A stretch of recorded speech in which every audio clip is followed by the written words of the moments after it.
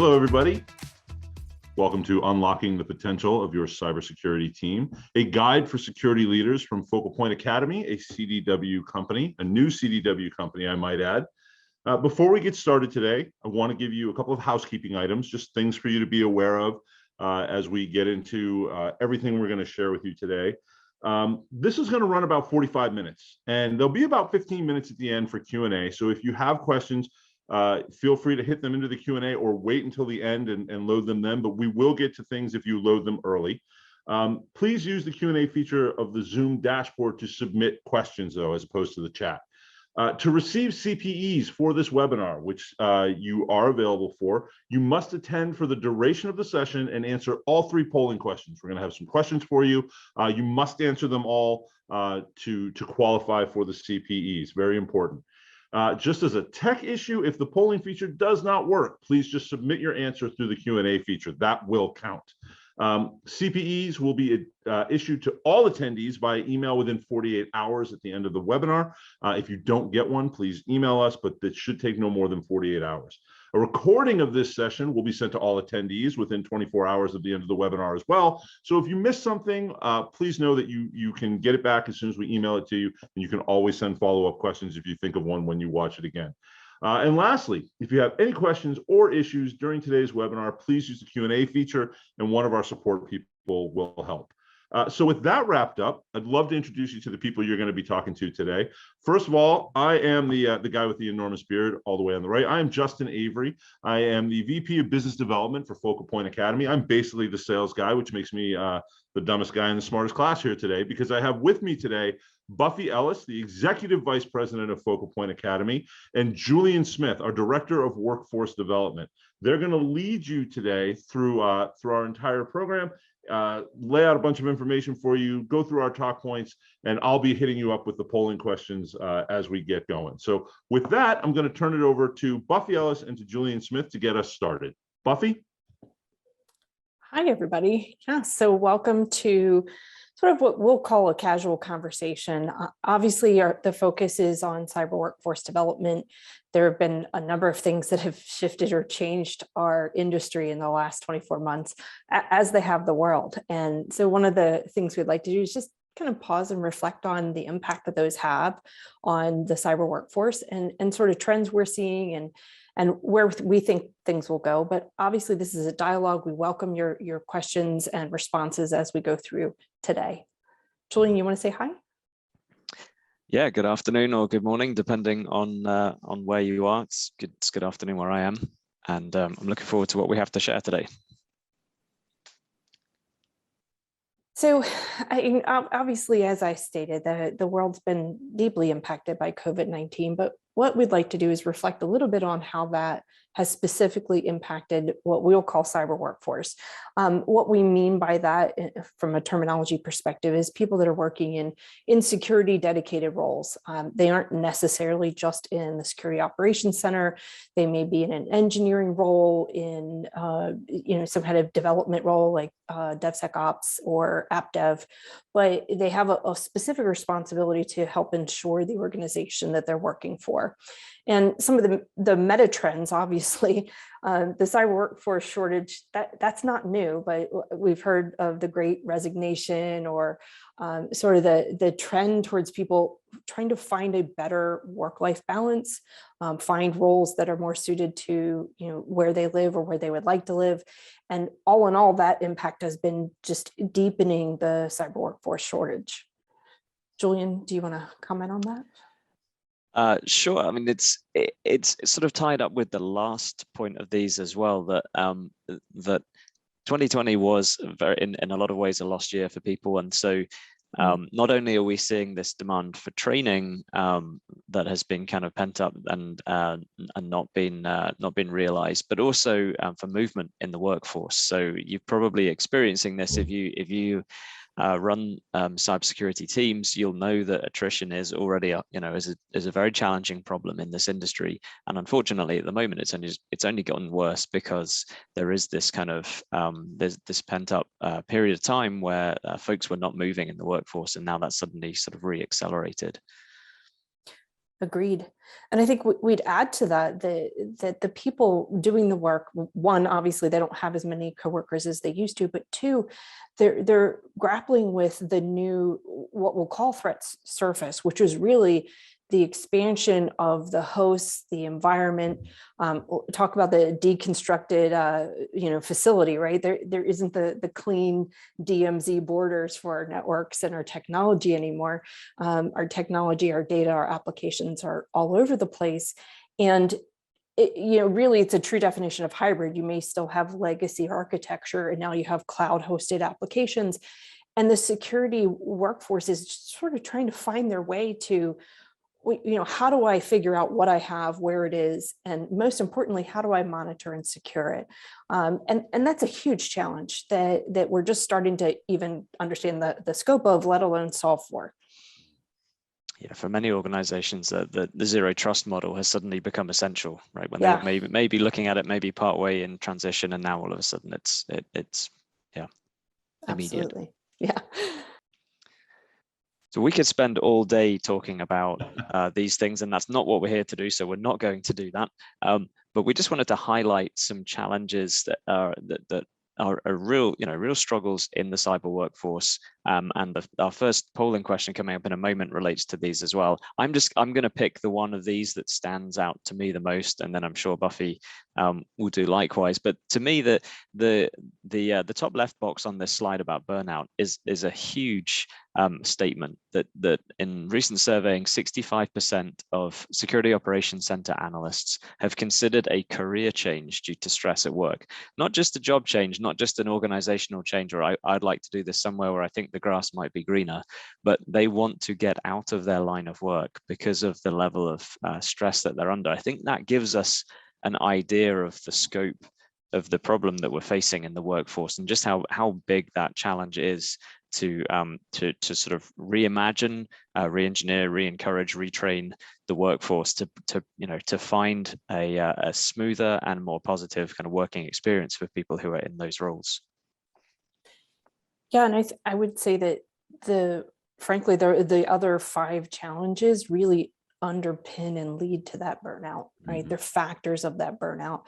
And I agree with you, Julie. We don't spend so much time on the problem that we don't talk about some of the solutions or the path to solutions. But I think each one of these is a contributing factor. I think they're addressable, though. I think each of these is a problem to be solved. And I look forward to those conversations with our clients, our customers, because we know that there is a path to success. Yeah, and we definitely have these conversations every day, which is a great lead into our first polling question, I believe. So what challenges has your workforce faced this year? Whether it's one of the ones that we listed out, one of the ones that you would put in other, you can add something in the Q&A as well. But this is poll question number 1. What challenges has your cyber workforce faced this year? I'm sure a lot of you are going to try to hit all of those as well, but very curious to see what you come back with. We have conversations where we talk to people all the time about this. We ask them point blank, hey, what's your biggest pain point this year? And it takes them a minute to figure out which one. The shifting environment of the last 18 months or so has certainly led to a lot of different challenges. So we're definitely this is usually where we start. Yeah, while you're answering that, one of the interesting statistics from Gartner, the average security operations team has over 80 tools at their, I guess, at the ready, but I'm not sure we're making best use of 80 tools. And here we go. The number 1 answer, burnout. Not at all surprised. Oh, no, I'm sorry. The number 1 answer is workforce shortage. I saw that. I thought it was in order. Workforce shortage is the pain point that everybody deals with, trying to find enough talent, which is usually why people have 80 tools, right, Buffy? They try to bridge that gap of what they can't find by just throwing more tools at it. And that pretty quickly leads to burnout, obviously. So great answers. Thank you very much for taking part in that. Sure. And, that's an interesting point, Justin. I think when we are grappling with, so many unknowns or, unknown unknowns, we don't even know we don't know. It's easy to grasp onto a tool as a solution, especially when the tool is marketed as something that correlates or aggregates data and gives you a large pane of glass to view everything. But frankly, no tool is going to show you everything. And as we probably all recognize, it's behind the scenes, the configuration of that tool that's going to show you what you need to see. And whether you have the people behind it to actually utilize whatever you stacked appropriately, right? It's not a solution unto itself. At the end of the day, there's still people behind it, which is why we're in business. So this map is taken from cyberseek.org, which is a joint venture. It's connected to the National Initiative for Cybersecurity Education, and it just gives you a snapshot of the job openings across the US by state. You can go to cyberseek.org and you can drill into a lot of this by area, by job role, by all sorts of things.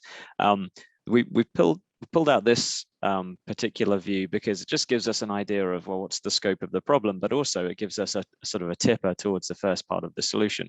So just in terms of the scope of the problem, we've got a workforce in the US of approximately 1 million cybersecurity workers, but we've got almost half that amount, almost 500,000 job openings still. So that's what gives us this this ratio on the bottom right of this slide, which is a lot. It's a much lower number than you see across other industry sectors. In other words, there's a much higher volume of open positions compared to those that are filled, or those that exist in the market in total. So a high demand basically for workers. And the reason that this map I think is useful, not just for kind of seeing the scope of the problem, but starting to see part of the solution, is that obviously this is showing you hotspot areas. Where are there large numbers of open positions? But one thing we've all experienced in the last 18 months is a dramatic shift to remote work. It doesn't work for everything, but we've certainly seen plenty of security operations in large organizations go all or fully or almost fully remote. And this just starts to open, pull back the lens a little bit and think, okay, well, let's say I'm in this, Maryland, Virginia, North Carolina kind of area where there's a very high demand, a lot of job openings. Well, if I've got facilities there, I maybe don't need my security team to be based there. I can look to hire from different areas now in a way that was possible 18 months, 2 years ago, but it certainly wasn't as common. So there's a threat in sort of SWOT terms. There's a threat and an opportunity all here at the same time. Well said. I think one of the interesting things that we'll be seeing, and I think we're just starting to see now, but we'll continue to see over the next 18 months, are sort of the shifts in titles. And to me, titles reflect areas of focus. 10 years ago, there wasn't such a thing as an IAM analyst, for example. And I haven't seen them yet, but just like threat hunter was a new term a couple of years ago, I suspect we'll see something with zero trust in the title in the next 18 months, because it sort of reflects this shift from securing a perimeter, having differentiated roles within a premise, to this idea that my data is all over the place. I can't really attest to who's accessing it unless I have structure around data and data access. And that's really what identity and access management is about. Obviously we can look at the trends, the DevSecOps, which really is reshaping your business. It's about the underpinning of digital transformation for an organization, but it goes deeper than that. It's the concept that we're instilling security as a practice, hopefully, as we develop applications versus after they're developed. Which is a great lead into our next slide on. Yeah, emerging technologies and areas, absolutely. So this should be no surprise to anyone, really, right? That these things are emerging technologies, are things that maybe your organization has been embracing for the last several years or knows that it needs to, and is still kind of still working its way towards that. But what we're seeing here are, so typically we see a lag, right? There's nothing unusual or unnatural about that. New capabilities come online.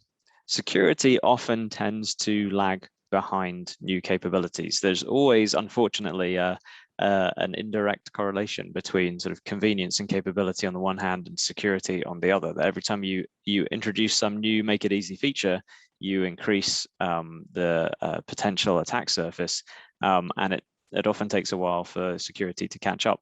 It's something we're definitely, have seen now for several years in cloud. If you look at you read reports of any of the prominent cloud breaches, a lot of them start with simple misconfiguration. Right, so it's sort of the classic security wasn't baked in from the beginning. Security was kind of the afterthought, and the configuration wasn't done right. Buckets or containers were left accessible in ways they shouldn't have been, and breaches resulted from that. So there's nothing really, nothing earth-shattering about that. It's just the nature of how these things go, and these are the areas where we're now seeing acceleration in the security world because of the need to kind of catch up and enable businesses and organizations in a secure fashion. Yeah, that's a conversation that we have regularly, right? It's we talk to organizations, large retail organizations, finance organizations that have made dramatic cloud moves, and then their security team wants to talk to us about cloud security and how can we develop them. And it's an interesting thing because the timeline of what must have existed before that to get to that point is a long and significant one. But that's the lagging indicator is, oh, we should probably talk about how we're going to secure that. So it's an excellent point. Yeah. Which leads, I'm sorry, go ahead. If I may, it sounds like we're all going to fight each other. I wanted to bring you back to, these are new roles, new titles. They've been around for a few years, but our note here on the right is significant. I think I've seen subreddits that sort of joke about purple unicorn hunting, which is people asking for more experience that is actually feasible. For example, having 10 years experience in a tool that's only been around for 5 years, right? It's not likely you're going to find someone that has 5 years of DevSecOps experience, right? But that's okay. What we're really looking for are people who are capable to grow into these areas of specialty, if that's what your organization desires and they desire, right? It's really about looking for the raw talent that within your organization, or perhaps that you can attract to your organization, and then working to develop those people into these new areas of specialty. But in the meantime, perhaps relying on things like managed services to bridge that gap, to get you from whatever changes you made in infrastructure last year to your end state or your desired end state. Great point. Yeah, I was going to jump in with similar thought, and this is sort of tipper number 2 towards the solution to the problem is very much, you'll hear this from us as we go along here, it's very much a build, don't buy mentality, right? How do I build capability? The market is the worker market is very tight and competitive. And the reality is that even if you can find a purple unicorn of your own to buy, then fairly soon somebody is going to offer that purple unicorn more money than you did, and they will most likely, if they're in a buying mentality or a being bought mentality, then they're likely to shift jobs again at that point. What we've seen consistently with our customer base is that when you really invest in building your people and set programs and paths and progression in front of them and reward recognition for that, and in essence you build your capability, then that automatically lowers your attrition rates quite significantly. So I think we're stealing our own thunder.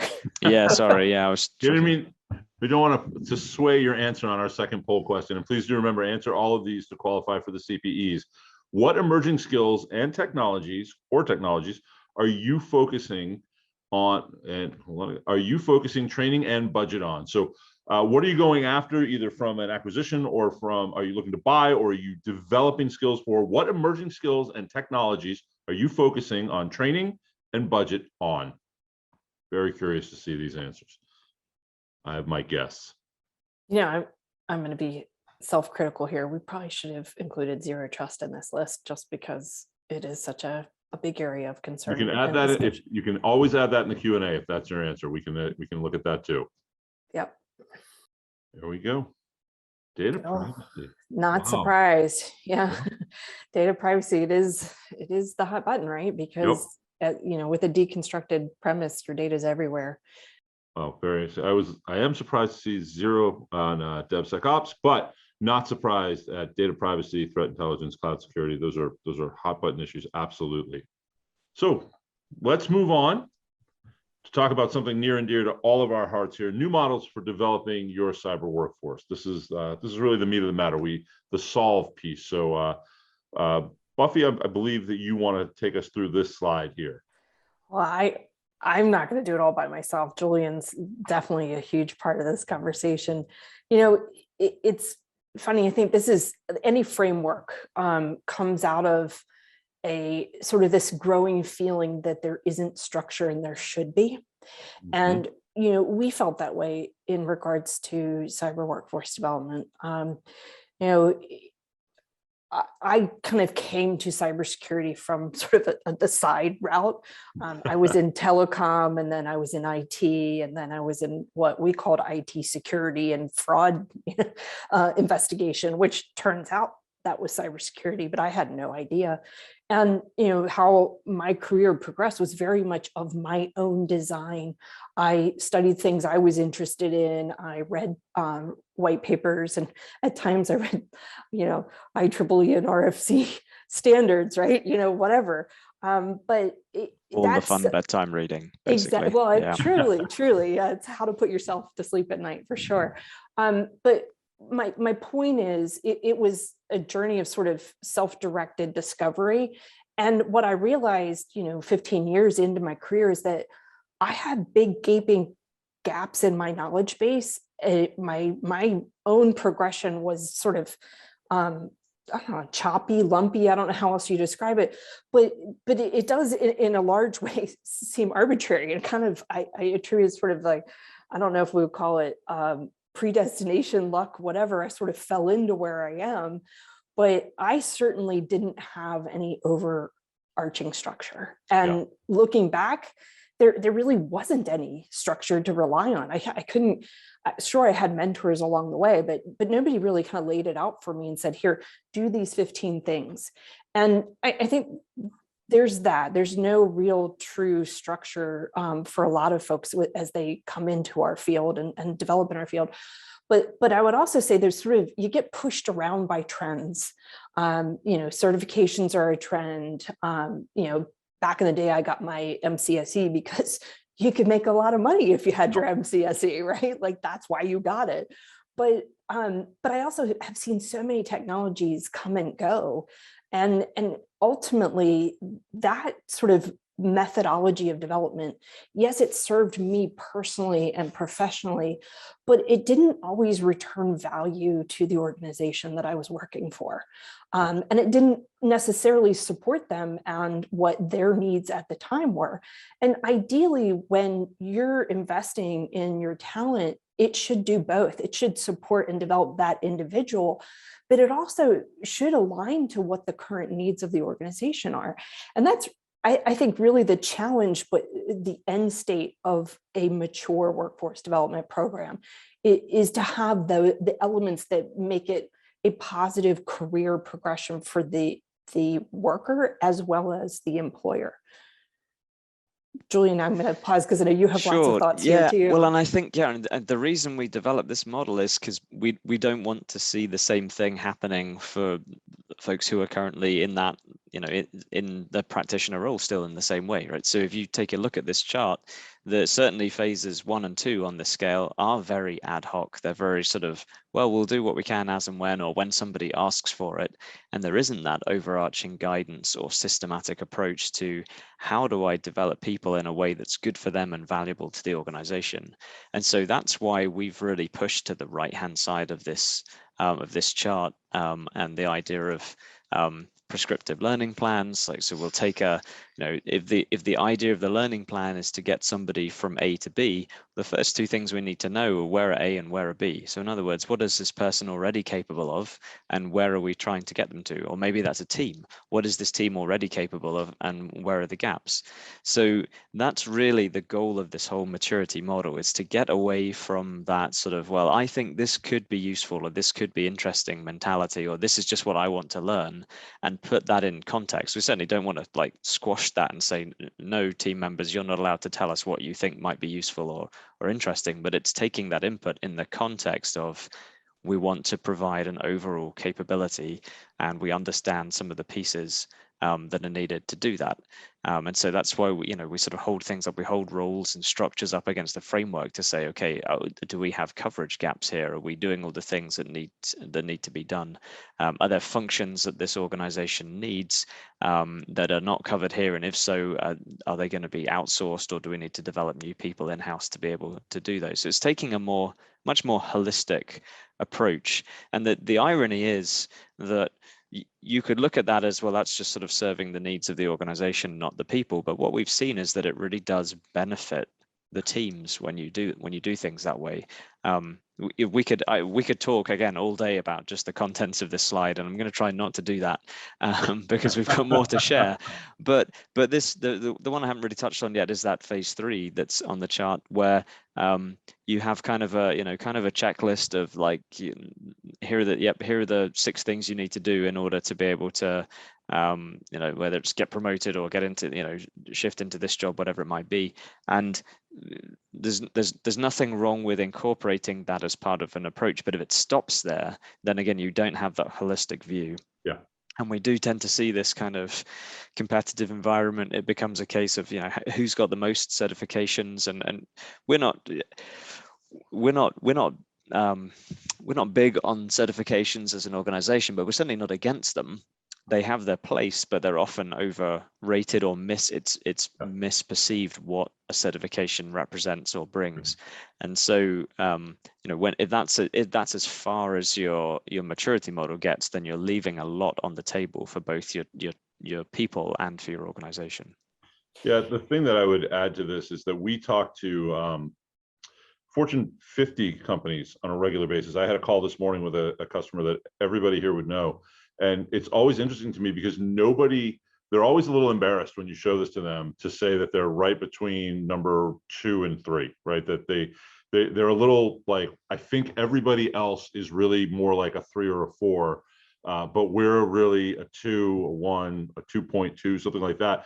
And this is overwhelmingly what we hear all the time, is that we really don't have a programmatic approach. We wish we did. We know we should. And go ahead and tell us that we stink and all of your other customers are much better at this. It's like, no, this is a real challenge for every single organization, is to get out of kind of the tyranny of the now and go from an ad hoc to a basic, all the way up to something that is much more programmatic. It is a challenge that is far more common than I think a lot of people would believe, especially with some of the organizations that we work with that are, again, household names that you would think are all phase 4 all the time. It's rigid, and they're not at all.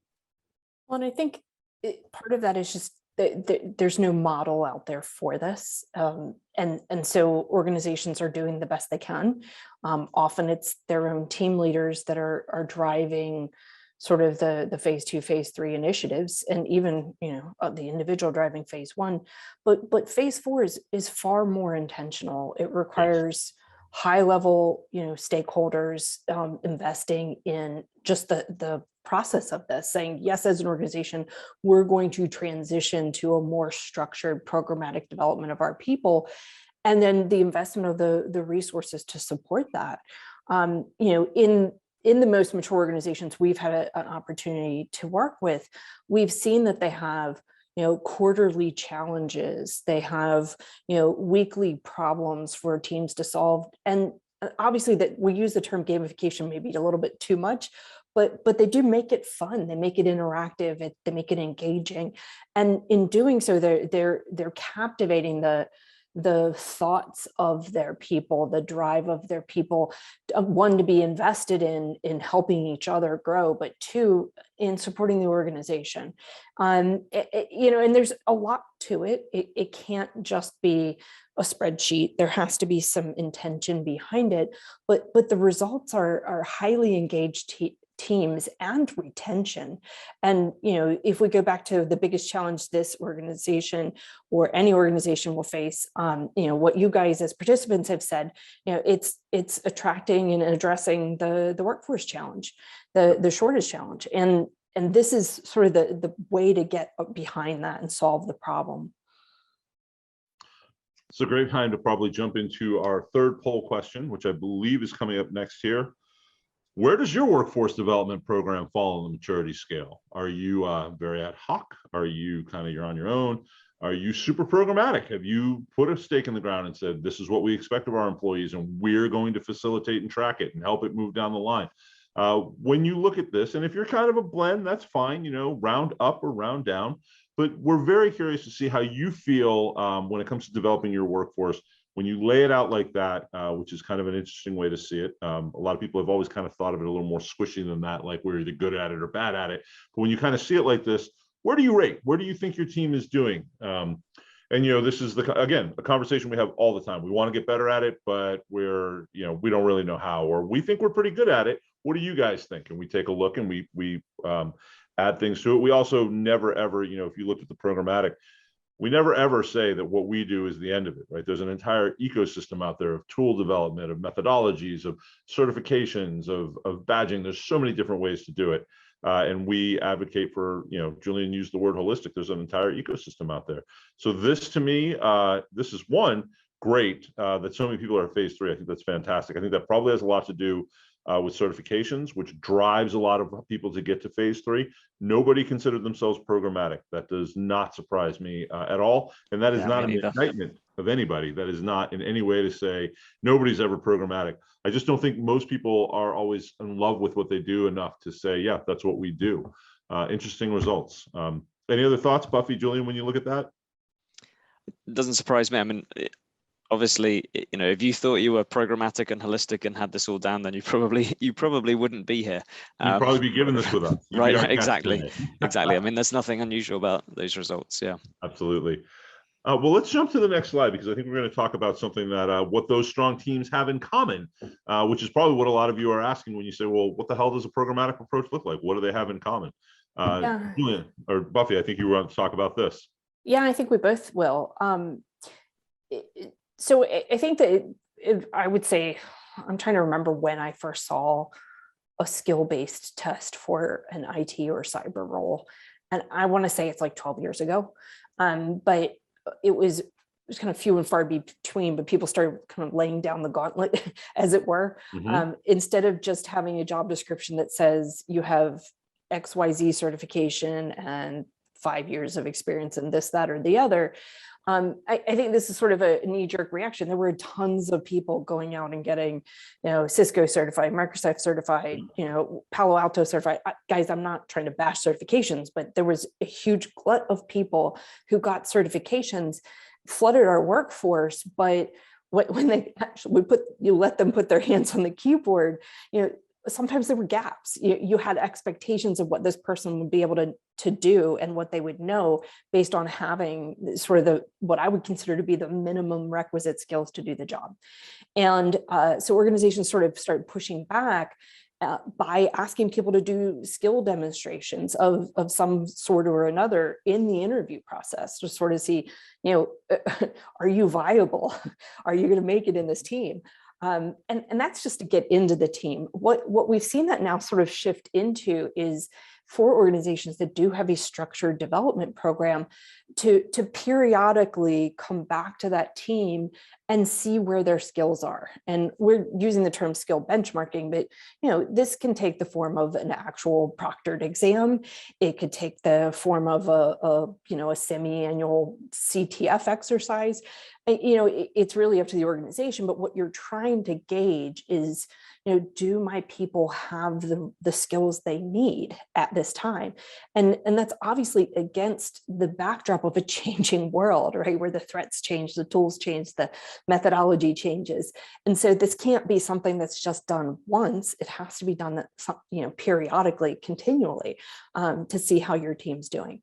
And then it's a matter of how are you comparing that result, right? What are you going back to, let's say the MITRE ATT&CK framework or now the MITRE DEFEND framework? Are you trying to map back to, the NICE framework and try to figure out, where are my people? Do they have the knowledge, skills, and abilities to do this job?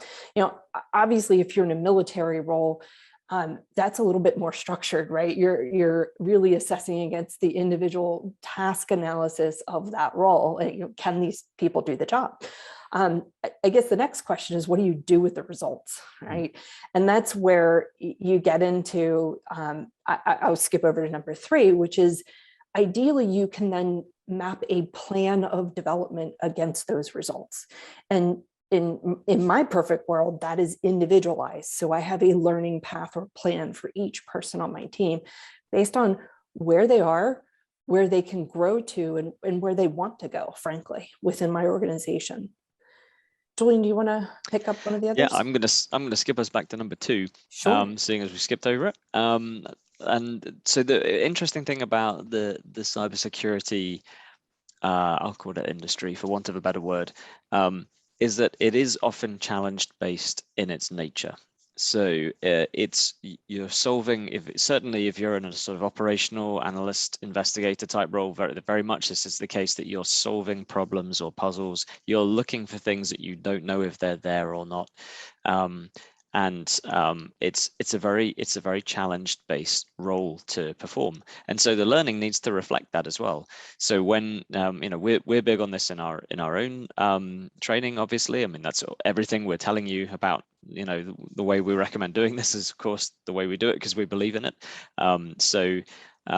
It's essential that when you're building up team members, that you do that in a challenge-based way. And in other words, a way that enables them to say, okay, yeah, I had this problem that I had to solve and I was able to solve it. I didn't know the outcome. It wasn't a case of, it's not as neat and tidy as I need to make sure I have configured this, I don't know, domain controller in a particular way so that everything functions the way it should, and I've got 10 steps to do in order to get that right, and as long as I execute my 10 steps correctly, then I'm good.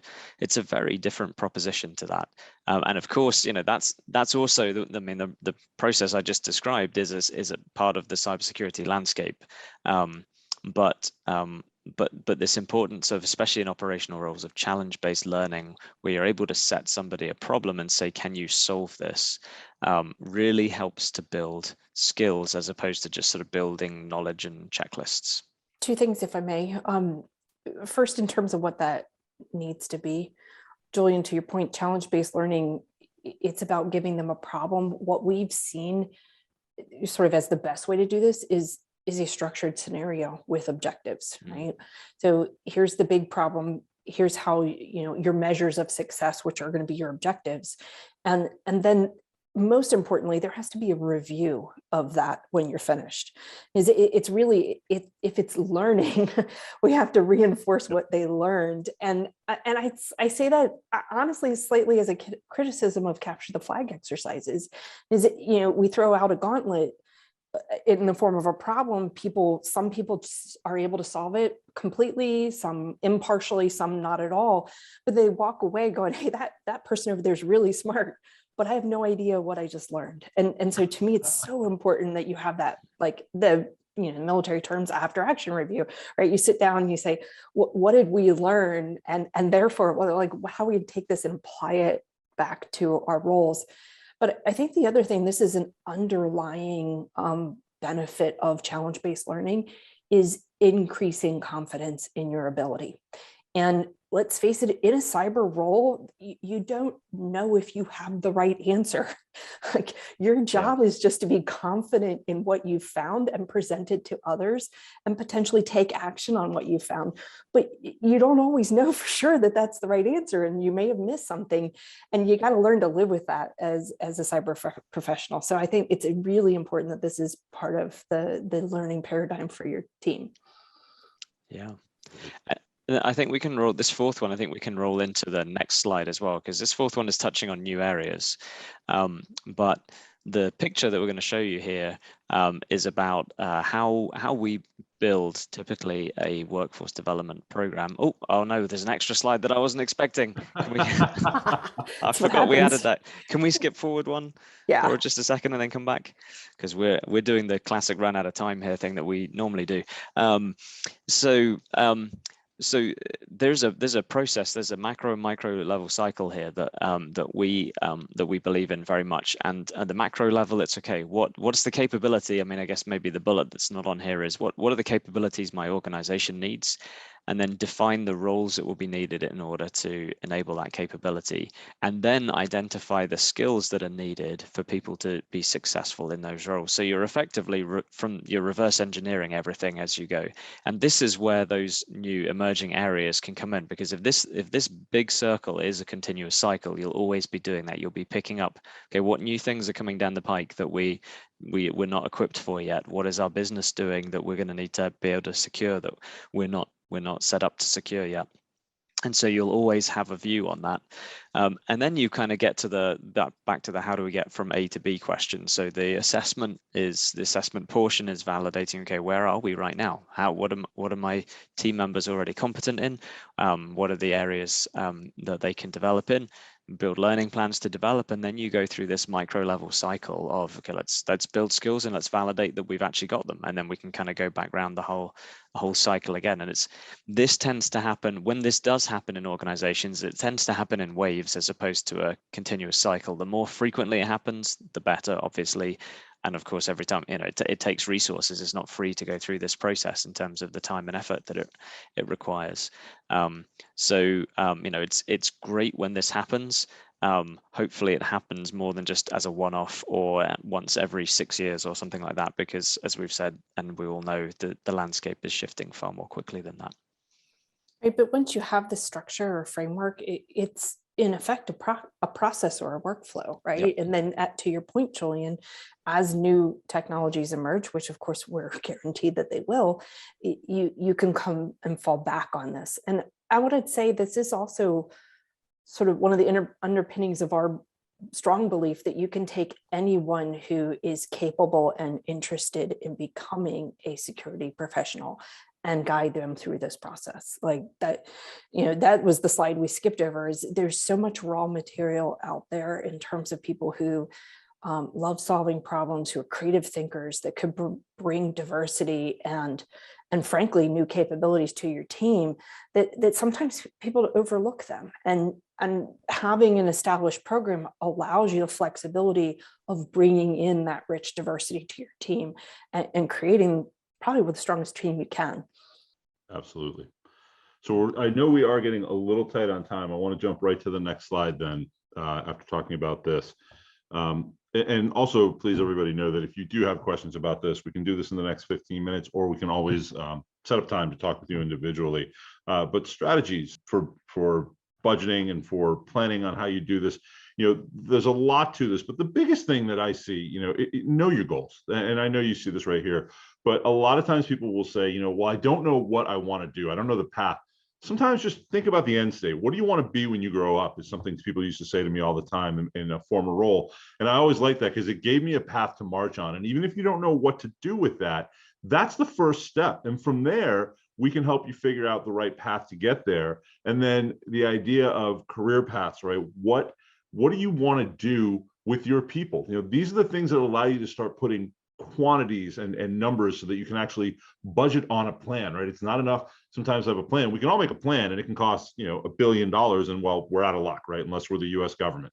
But at that point, the idea of what am I trying to accomplish? Where do I want to go? And what sort of path do I want to take? These are things we can help with, or the right partner can help with. We think it's us. And we can start budgeting around these things. You can start putting real dollars and real timelines to these things by quantifying them or letting somebody help you. Identifying your training needs. Identify your gaps, right? Where am I weak? Where am I strong? As opposed to just, well, I should go get this certification because that's what I do next, or I should go learn more about this tool because we have that. Take a step back and figure out where you're weak, where you're strong, and then figure out with help which of those gaps should be remedied. How should I get there? And then arm yourself for budgeting cycles, right? This is the thing we see over and over again. People figure this out, and then they're right in the middle of the year, or they haven't ever talked about this with HR or with their finance or their CFO team or their CISO. They haven't really have this conversation. So there's no wrong time, even if you're too late in the year right now, to start putting all this together to plan for next year. And those are, again, things that our team is actually excellent at, is to help kind of take step one. You know, the first step is the hardest step, and after that, it gets a lot easier. So this is just a quick view of how we would do that, how we view it. Anybody want to add to that before I know we want to hustle up till we get to questions? No, I think we should leave time for anyone who wants to ask questions. Absolutely. So these are just some do's and don'ts. I think these are you know, I don't want to say they're obvious, because I think they're things that we see a lot of. You know, my favorite one is the second one: make CISSP a requirement. A lot, we see that all the time. Don't do it that way, right? We think there's a much better way to do it. You should build around CISSP related skills and reward learning. You should develop that way. You know, the job postings, I'm sure you know, I will bet you, I looked at the attendance of who's here. I will bet you that if we handed you 10 cybersecurity job postings, you would probably just shake your head through the whole thing. You know, these ridiculously specific types of things. Look for potential, talk about skills, talk about the people you want, and then find the people you can develop over time. You know, Buffy talked about number 3 before, requiring 5 to 7 years of experience for something that, you know, maybe hasn't even been around for 5 to 7 years. You know, these are unrealistic ways to do it. Be much more realistic. And Justin, if I may, it's often hard to fill some of the deeply technical roles, and there is a time cost trade-off, right? We're not saying that you can hire a junior resource off the street and have them do a senior resources job, you know, in 2 months, but there is a reasonable timeline for developing people, and sometimes that timeline is more manageable than the time it takes to find the right highly skilled person. So really what we're also saying here is, if you have a framework and a program to develop people, then trying to fight over those high dollar, very rare resources becomes less of a challenge, because you know you can grow your own. And that's really what we're trying to say here. But we're also, you know, sort of putting out our ethos, our belief that you know, you have to find ways to qualify based on skill and raw, I guess, aptitude or ability, versus already having the set experience, especially for the new technologies. That's almost impossible to find people. You know, we have things that, you know, are emerging right now, and it would be difficult to find someone with 3 years of experience in a brand new technology. 100%. Let's jump to the next one. You're all going to get copies of this. You can read through these. I want to make sure we get to Q&A, which is where we are right now. And at this point, I'm going to turn to our technical assistants and say, are there any questions that are outstanding there? Is there anything in our Q&A section? So here we go. Tied right in. So in our chat, we have a question. My team is burned out with the workforce shortage. How do I prioritize training with so much going on? Buffy, Julian, how do you want to tackle that? Well, we've seen organizations, you know, I'm going to say that this 2 different ways. One, we've seen organizations use it as an incentive or reward to give people a break and a diversity of work tasks, right? If you're doing the same job day in and day out, and your team is short on staff, just having something different to do can be a break, right? So going to a class and realize there's a cost to that on the other team members. And so you'll need to make sure it's equitable. But I say it that way specifically because I've seen training used as a stick more in the past, where it's sort of, you only get 1 class a year, and if you leave next year, you're going to pay us back. And, you know, to me, that just fosters for this you know, acrimonious relationship between employer and employee. And, you know, our preference is obviously to use it as a building tool to encourage the team. So, and I think that's one of the things I've also seen is organizations sort of use people who get to go to training as ambassadors and ask them to come back and then sort of have conversation around what they learned, and sort of be the mentor for the other people on the team to share and pass on the skills that they've gained. And I love to see that, because that encourages the team cooperative, which is really how we solve problems the best. Yeah, one of my favorite pieces of messaging around this that goes from, you know, burnout to enthusiasm is when it's wrapped in the concept of positioning it as the organization is going this way, and this is how we're going to take you with us, right? So training, and I use training instead of workforce development here, it's this thing you go do because you should, you're required to go figure it out, but it becomes a very much like a you thing. And to your point, Buffy, that's almost like a stick, right? You're responsible for showing that you care enough to go develop yourself. And it's a very simple thing for an organization to pivot that and say, we're responsible for developing you to keep you relevant in our organization as we evolve, as we change, and we know how we're going to evolve and change. And part of that is bringing you with us. So this is how we're viewing the development, and we're laying out a path with you, and it's active. And it's because as our organization change, we want you to grow with us. That simple message tweak of a very similar end result tends to create enthusiasm, which is what you want. You don't want people, when they go to take a class, what you don't want is them doing it because they have to do it. You want them to be enthusiastic about it, because an enthusiastic learner learns best. And to me, that simple presentation, just tweaking it a little bit like that, does wonders. To reinforce your point, Justin, it's about messaging, right? I love what you said. Here's where we're going, and here's how we're going to take you with us. Yep.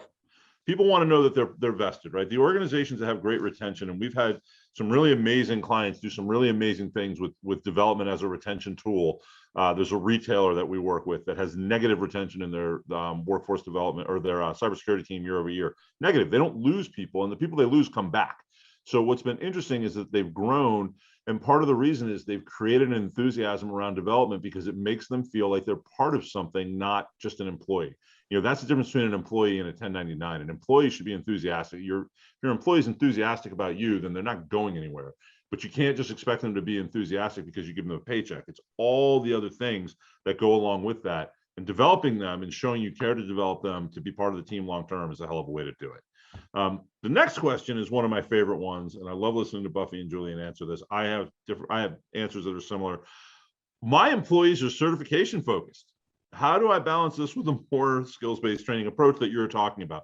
We had said we love certifications, but it tends to not be what we're talking about here. If you have a highly cert-focused team that is much more interested in that kind of third level of the maturity model, and look, I have more certs than you, so I want more money, or look, I just went out and got the latest, greatest thing from ISACA or from SANS or from whomever, so that makes me top dog right now. If you've got people that are in that kind of third tier wrapped up in that, what do you do to break that up a little bit? Well, I think we need to acknowledge the role of certifications, and I think an employer needs to do that. A hiring decision maker needs to do that. That certifications are really sort of proof of a standard body of knowledge, really. Mm-hmm. We expect you to have this base body of knowledge to be able to do this job. But I view it much like I do a degree. That, to me, that's the starting point. Yeah. Right? And, well said. And it's, I'm not saying whether you have one or you don't have a certification, it's to me, it's as a hiring manager, it's not the end all be all. I'll take that as, okay, I know you can pass this test. I'm familiar with what the content is of that test, and it tells me some things about you, but it actually doesn't tell me enough. It doesn't tell me whether you'll be able to do a job. And we're in this sort of space now in security, in IT, where we recognize that certifications aren't the end all be all, but we don't really have the rest of it. And we try to fill it in by saying, oh, this tool and that tool, proficient in this platform or that platform, and or X number of years of experience. And really what we're saying is we're hoping you throw all that stuff together, that'll be enough to do the job. But I think on the other hand, what we passionately believe is that we need to have like a skill inventory. We need to have a list of the required skills for a particular role. And we have to be willing to invest to instill those skills if they aren't present in the person. And that doesn't mean you come to me, if you're coming to me for a job, it doesn't mean I'm going to say, go away, you don't have those skills. I just understand I'm bringing somebody in who I need to develop. And that should be the case anyway. I should be willing to invest in them, short-term and long-term, to help them build the skills to continue to progress in their career and to support my organization. Absolutely.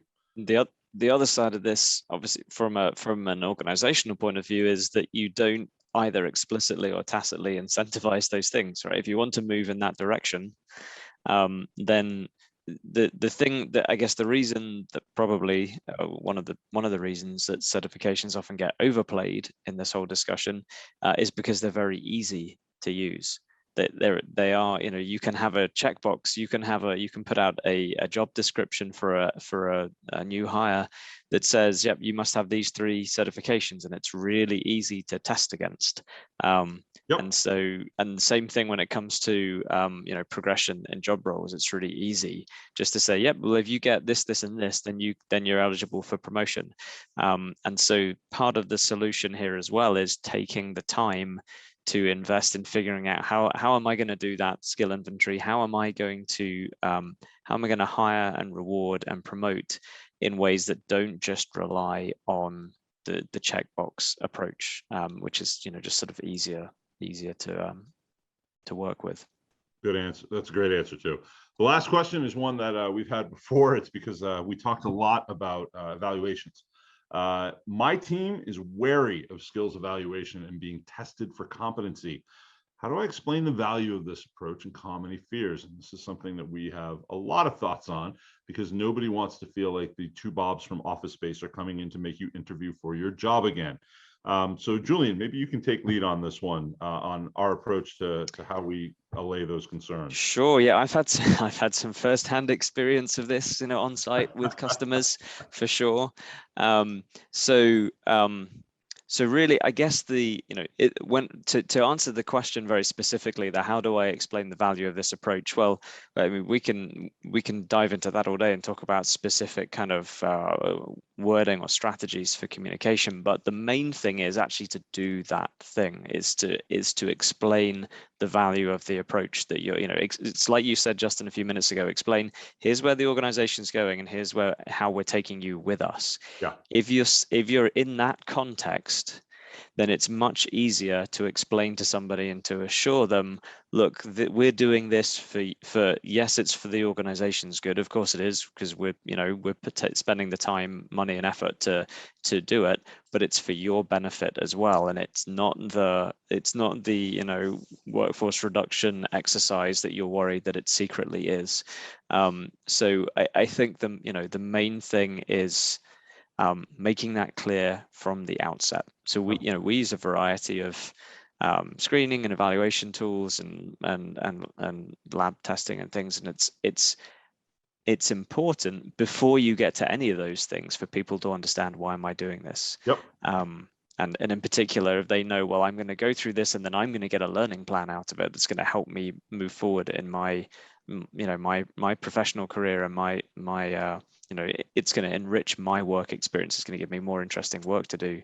If you're in that context, it's way easier to give that message. Absolutely. Yeah. And I think we're using the term learning plan because that's our terminology. But I think more broadly, it's a customized development plan or career development plan. And what you can say at the onset is, this is how we're going to craft a development plan that's customized to you. And to Julian's earlier point, and Justin, the 2 Bobs, it's all about messaging, right? Yep. Absolutely. So I think we want to jump to the last one. We are out of time, and I think our last slide here is important now. For contacting us, if you have questions about this, if this drummed up, hey, I'd like to dive a little bit deeper into this, there are lots of ways you can contact us. You can check out our website. Obviously, we are a CDW company now, as you know, but we do have our own website, focal-point.com, with our workforce development solution, as well as the other work that we do, which is all very exciting stuff as well, but we don't have time to get into that now. But if you have follow-up questions, you're all going to get a copy of this. You will get your CPEs within 48 hours. You will get a copy of this presentation within 24. And info@focal-point.com comes to us. If you'd like follow-up, I always say the best questions are about 30 minutes after everybody hangs up and it's over. But if you do have questions, if you'd like to dive deeper into this, that will come to me, and I can bring my team together to talk to you about pretty much anything you want to get into. We're happy to dive deeper. On that note, we are at time. I want to thank you all so much for joining us today. It was a pleasure getting to talk to you. It is always a pleasure for me to listen to Buffy and Julian talk about this in great detail. So on behalf of the Focal Point team, Thank you all for attending, and we look forward to any follow-ups that you might have. Have a great day, and thanks for spending some time with us.